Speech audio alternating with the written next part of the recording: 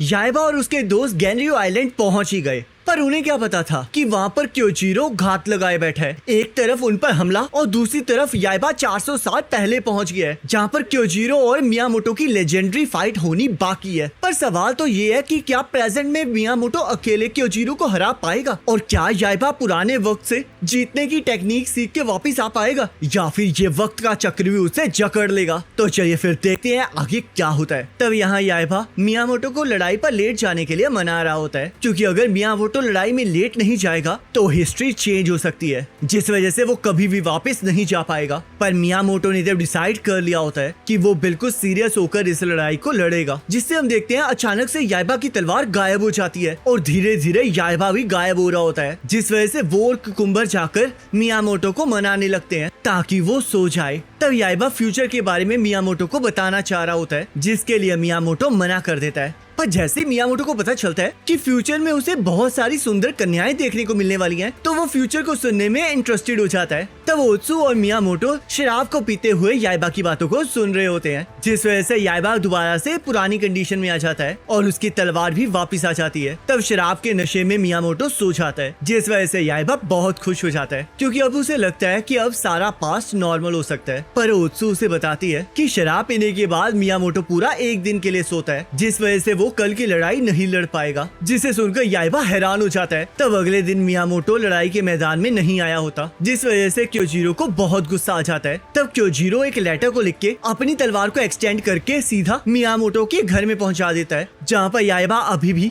ओत्सु और मियामोटो को उठाने की कोशिश कर रहा होता है, पर इसका कोई फायदा नहीं हो रहा होता। तब क्योजीरो की तलवार सीधी याइबा के पास पहुंच जाती है और क्योजीरो के लेटर को पढ़कर याइबा को समझ में आ जाता है कि सिचुएशन कितनी ज्यादा क्रिटिकल है, जिस वजह से वो मियामोटो को थप्पड़ मार के उठाने की कोशिश करने लगता है। तब कुकुम्बर मियामोटो की बुक के बारे में याइबा को बताता है, जिसके अंदर मियामोटो ने अपनी लड़ाई के बारे में लिखा होता है, और तभी याइबा को एक आइडिया आता है, जिस वजह से हम देखते हैं याइबा मियामोटो बनकर क्योजीरो से लड़ने चला जाता है। तब क्योजीरो को दाल में कुछ काला लग रहा होता है, पर वो मियामोटो के साथ लड़ने के लिए इतना ज्यादा उतावला हो रहा होता है कि वो इन बातों को इग्नोर ही कर देता है। तब उन दोनों के बीच लड़ाई स्टार्ट हो जाती है, जहाँ पर याइबा वही सब कुछ करने की कोशिश करने लगता है जो कि मियामोटो ने बुक में लिखा था। तब क्योजीरो जैसे उसके ऊपर पहला हमला करता है, वैसे ही याइबा उसे बड़ी मुश्किल रोक पाता है और क्योजीरो उसके ऊपर हमला करते हुए उसकी नकली टांगों को काट देता है, जिससे कि याइबा को समझ में आ जाता है कि वो अभी भी क्योजीरो के साथ लड़ने के लिए तैयार नहीं है। तब क्योजीरो उसके ऊपर जानलेवा हमला कर देता है, पर तभी बीच में मियामोटो आकर उसे रोक देता है, और वो इसलिए उठ गया होता है क्योंकि उसे याइबा के अंदर से लड़ाई वाली फीलिंग आ रही होती है। तब क्योजीरो दो मियामोटो को देखकर हैरान हो जाता है, पर मियामोटो उसे उस पर फोकस करने के लिए कहता है, जिस वजह से उन दोनों के बीच में लड़ाई स्टार्ट हो जाती है और वो दोनों ही एक दूसरे को कड़ी टक्कर दे रहे होते हैं। तो क्योजीरो फिर से अपने ब्लेड को एक्सटेंड करके मियामोटो पर हमला कर देता है और मियामोटो उसके ब्लेड के ऊपर खड़ा होकर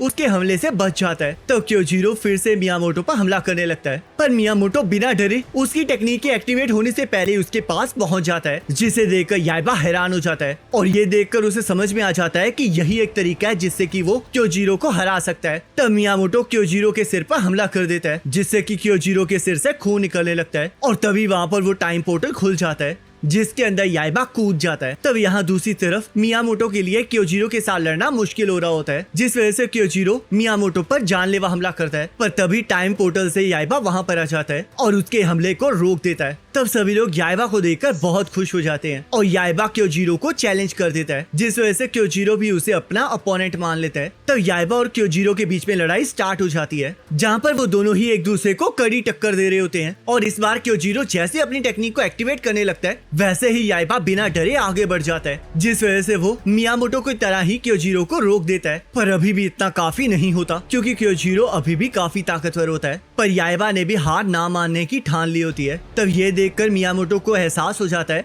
कि याइबा अब थंडर गॉड की पावर को इस्तेमाल करने के काबिल हो गया है, जिस वजह से वो याइबा की तलवार का ऑर्ग उसे वापस दे देता है। पर याइबा अभी भी उस पावर को यूज करने से डर रहा होता है। तब मियामोटो के कहने पर याइबा उस टेक्निक को एक्टिवेट कर देता है, जिस वजह से वो अलग डायमेंशन में पहुंच जाता है, जहाँ पर थंडर गॉड उसे पकड़ लेता है। तो याइबा फिर से डीमन में कन्वर्ट होना स्टार्ट हो जाता है और मियामोटो उसे अपनी विल को यूज करके उस तलवार को कंट्रोल करने के लिए कहता है, क्योंकि अगर वो ऐसा नहीं करेगा तो वो दोबारा से डीमन में कन्वर्ट हो जाएगा। तब याइबा अपनी विल पावर से थंडर गॉड की चंगुल से छूट जाता है, जिस वजह से वो थंडर गॉड की पावर का इस्तेमाल कर पा रहा होता है। तब याइबा तलवार की मदद से क्योजीरो पर हमला कर देता है, जिससे कि क्योजीरो का पुतला कट जाता है और क्योजीरो उसे चीटर कहने लगता है, क्योंकि वो दूर से ही क्योजीरो पर हमला कर रहा होता है। तब क्योजीरो अपनी तलवार को एक्सटेंड करके याइबा पर हमला कर देता है, पर इससे उसे ही झटका लगता है। तब याइबा थंडर की पावर से फिर से क्योजीरो पर हमला कर देता है, जिससे क्योजीरो रोकने लगता है, पर वो ज्यादा देर उस ताकत के आगे नहीं टिक पाता, जिस वजह से वो वहाँ से उड़ जाता है। तब थंडर गॉड की पावर फिर से याइबा के कंट्रोल से बाहर होने लगती है, जिस वजह से वो मियामोटो के कहने पर उस तलवार के और को बाहर निकाल देता है और फिर से नॉर्मल होकर बेहोश हो जाता है। तब मियामोटो ये देखकर काफी ज्यादा खुश होता है कि याइबा ने आखिरकार थोड़ी देर के लिए ही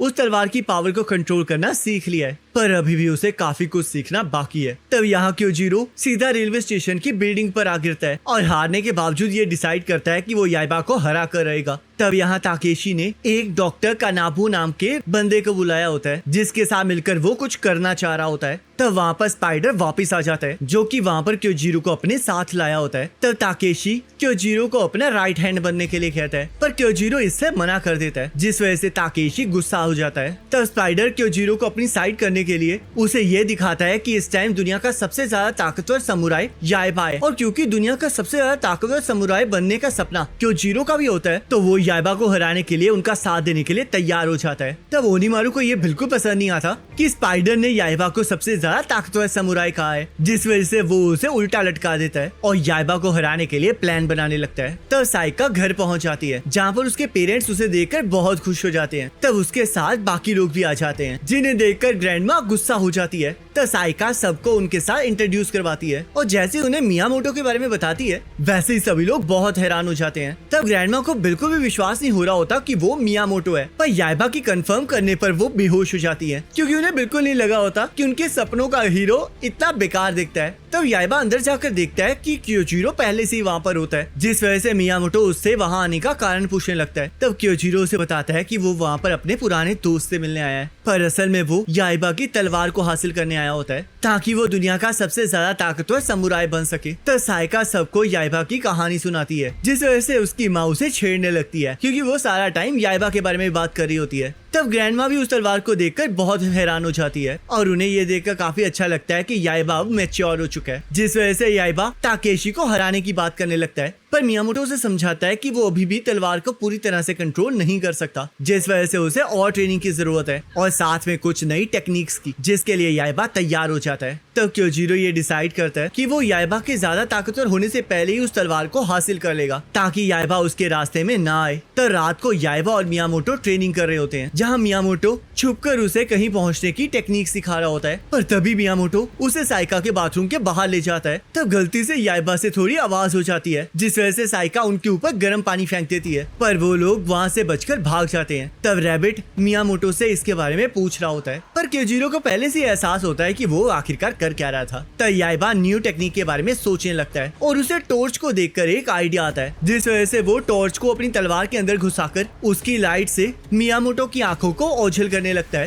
ताकि वो मियामोटो पर हमला कर सके। पर मियामोटो उसे समझाता है कि ये टेक्निक दिन में काम नहीं आएगी, जिस वजह से वो उसे न्यू टेक्निक सोचने के लिए कहता है और तब तक के लिए उसे खाने से भी मना कर देता है। तब याइबा छत पर बैठकर टेक्निक के बारे में सोच रहा होता है, पर खाने की वजह से उसे कुछ याद नहीं आ रहा होता, जिस वजह से साइका उसके लिए खाना ले जाती है, पर याइबा उसके लिए मना कर देता है, क्योंकि वो अपनी ट्रेनिंग को लेकर काफी ज्यादा सीरियस होता है। तब साइका, कुकुम्बर, रैबिट और टाइगर वहाँ पर हंसी मजाक करने लगते हैं, जिस वजह से याइबा को गुस्सा आ जाता है और वो उन सभी को वहाँ से भगा देता है। तब याइबा को कुछ समझ नहीं आ रहा होता, पर तभी उसे लाइटनिंग दिखाई देती है, जिस वजह से वो कुछ टेक्निक्स के बारे में सोचता है और उसे दिखाने के लिए मियामोटो के पास चला जाता है। तब याइबा पहली टेक्निक में मियामोटो और क्योजीरो के ऊपर बहुत सारी छुरियां फेंक देता है, जिस वजह से मियामोटो उसे मारने लगता है। तब याइबा अपनी अगली टेक्निक के लिए शक्तिमान बन जाता है, जहाँ पर वो गोल गोल घूमते हुए आसमान में उड़ने लगता है, पर थोड़ी देर बाद दीवार में आकर टकरा जाता है, जिससे कि उसे खुद ही चोट लग जाती है। तब याइबा अपनी तीसरी टेक्निक के लिए क्योजीरो पर हमला कर देता है और थंडर की तरह अपनी तलवार को घुमाते हुए क्योजीरो तक पहुंच जाता है, जिसे रोकना क्योजीरो के लिए भी थोड़ा मुश्किल होता है, पर वो फिर भी किसी तरह उसे रोक लेता है। तब ये टेक्निक को देखकर क्योजीरो हैरान हो जाता है और मियामोटो को भी ये टेक्निक बहुत पसंद आती है, जिससे कि उसे विश्वास हो जाता है कि याइबा बहुत जल्द थंडर गॉड की पावर को इस्तेमाल करना सीख जाएगा। तब क्योजीरो भी जल्द से जल्द उस तलवार को पाने की प्लानिंग करने लगता है, क्योंकि उसे डर होता है कि अगर याइबा इस टेक्निक को सीख लेगा तो वो बहुत ज्यादा खतरनाक हो जाएगा। तब इस टेक्निक को परफेक्ट करने के लिए मियामोटो याइबा को बैम्बूज के जंगल में ले जाता है, जहाँ पर वो उन बैम्बूज के ऊपर चढ़ के उन बैम्बूज को काटने के लिए कहता है और उस बैम्बू ट्री के 50 टुकड़े करने के लिए कहता है। तो याइबा इस चीज को ट्राई करता है, पर अभी भी उसे बहुत ज्यादा मेहनत करने की जरूरत होती है, जिस वजह से क्योजीरो को एक आइडिया आता है और वो ये डिसाइड करता है कि वो याइबा के थकने के बाद उस तलवार को चुरा लेगा। तब स्पाइडर इंटरनेट की मदद से ताकेशी की पॉपुलैरिटी को बढ़ा रहा होता है और यहाँ याइबा धीरे धीरे अपनी टेक्निक को और ज्यादा अच्छा कर रहा होता है। तब क्योजीरो को याइबा की तलवार चुराने का मौका मिल जाता है, पर याइबा को इस चीज का पहले ही एहसास हो जाता है, जिस वजह से क्योजीरो उसके सामने एक्टिंग करने लगता है। तब क्योजीरो याइबा की तलवार को चुराने की बहुत नाकाम कोशिशें करता है, पर वो हर बार बहुत बुरी तरह फेल होता है। तब न्यूज से सबको पता लग जाता है कि ओनीमारू ने बहुत सारी जगह पर कब्जा कर लिया होता है, जिस वजह से याइबा अपनी टेक्निक को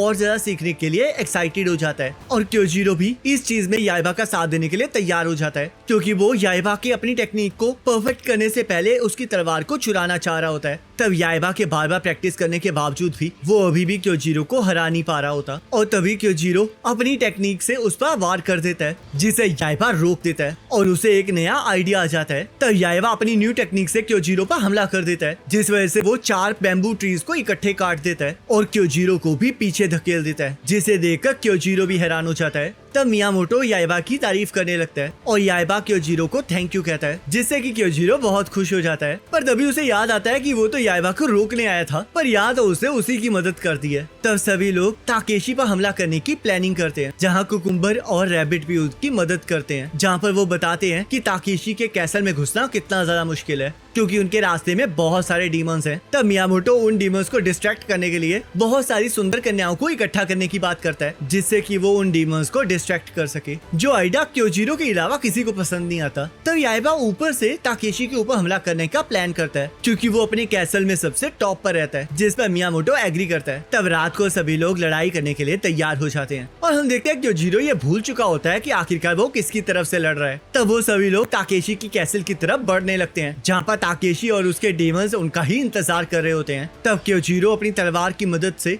टाइगर, खुद को और रैबिट को छत पर ले जाता है और याइबा, मियामोटो और साइका याइबा के वल्चर के ऊपर बैठकर छत पर पहुंच जाते हैं। तब साइका याइबा को उसका ऑर्क देने की बात करती है, पर याइबा इस चीज के लिए मना कर देता है और साइका को ही उसे संभालने के लिए कहता है और अचानक से वो ऑर्क चमकने लगता है और इसी के साथ ये एपिसोड खत्म हो जाता है। अब नेक्स्ट एपिसोड का लिंक आपके स्क्रीन पर आ रहा होगा, उस पर क्लिक करके अगले एपिसोड को देख सकते हैं।